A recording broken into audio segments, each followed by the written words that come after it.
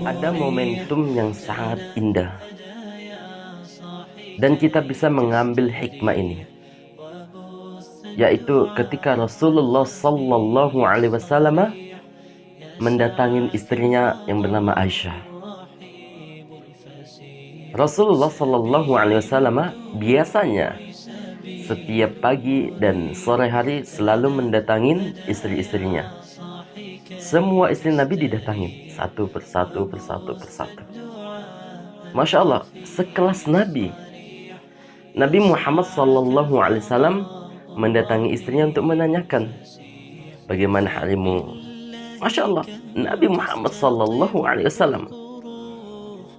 Ada suatu kejadian ketika Nabi Muhammad mendatangi Sayyidah Aisyah. Ketika itu Nabi Muhammad Sallallahu Alaihi Wasallam datang, kemudian sampai di rumah Sayyidah Aisyah radhiyallahu anha. Nabi mengatakan seperti ini. Konteks hadisnya seperti ini. Hal indaki syai'?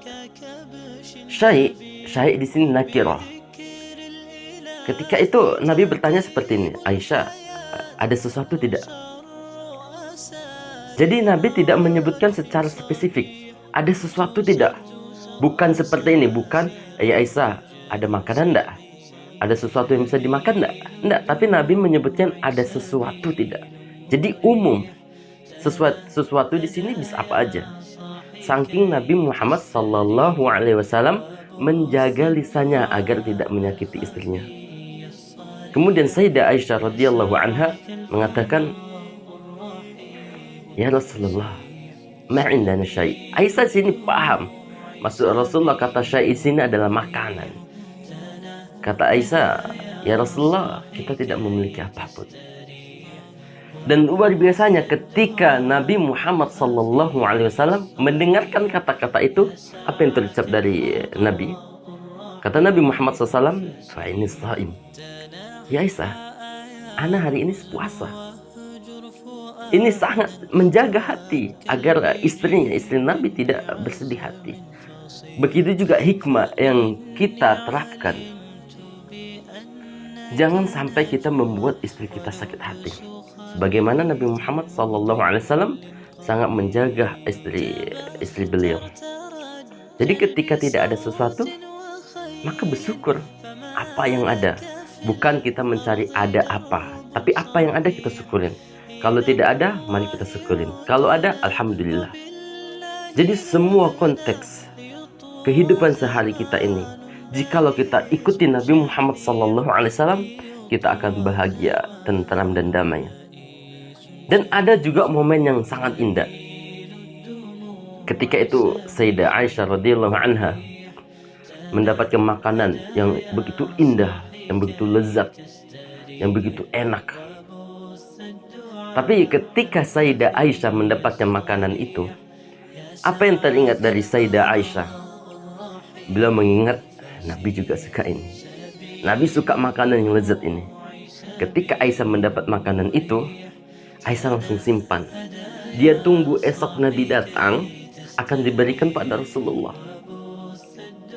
Kemudian keesokan harinya ketika Nabi mendatangi rumah Aisyah, langsung Aisyah dengan gembira sekali menyebutkan, ya Rasulullah, ini ada makanan yang paling kau suka.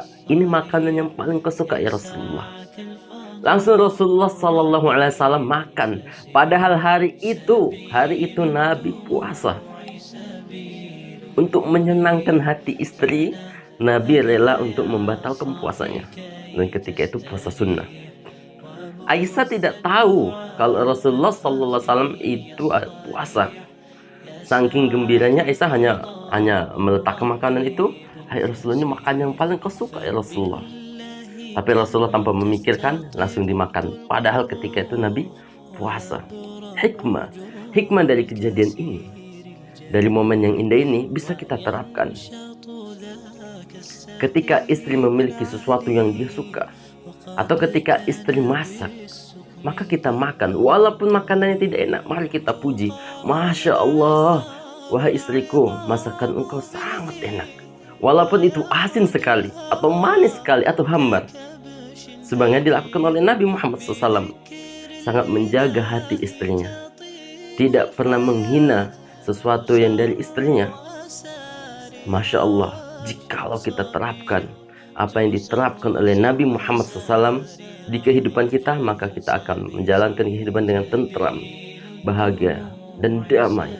Lihat, ketika Aisyah mendapatkan sesuatu yang indah, maka yang pertama kali diingat suaminya. Begitu juga ketika kita, wahai para istri, mendapatkan sesuatu yang indah, suami kita yang kita ingat terlebih dahulu. Dan ketika istri memberikan sesuatu yang indah kepada suami, kita harus memujinya. Jangan kita remeh-temeh. Contoh remeh-temeh, itu biasa aja. Itu tidak perlu diucapkan. Karena wanita suka dengan pujian. Kemudian juga wanita suka dengan kata-kata yang baik.